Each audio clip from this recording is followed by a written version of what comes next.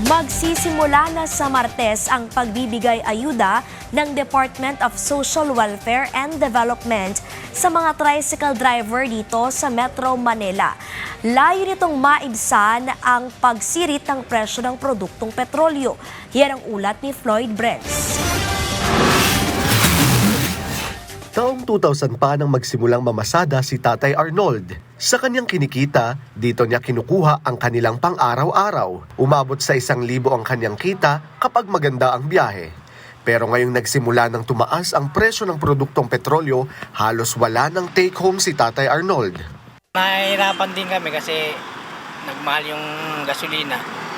Sa halip na mayroon pa kami may uwi sa pamilya namin, wala na.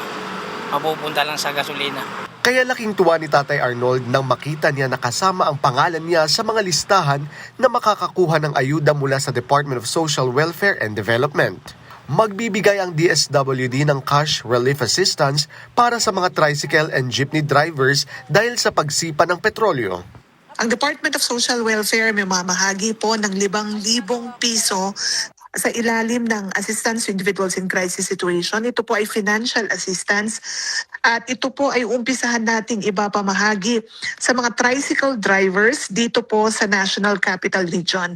Unang mabibigyan ang mga tricycle drivers mula sa Kamaynilaan dahil mayroon ng listahan ang kagawaran ng mga benepisyaryo na dapat makatanggap. Sa Martes, March 17, sisimulan ang simultaneous payout activities at kailangan lang ipresenta ng mga kwalipikadong driver ang kanilang valid driver's license sa designated payout site sa kanilang lugar.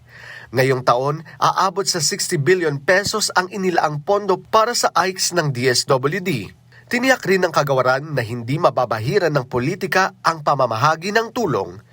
Siniguro rin ng DSWD na sila ay nakahanda sa oras na tumaas pa ang presyo ng produktong petrolyo. Floyd Brents para sa Pambansang TV sa Bagong Pilipinas.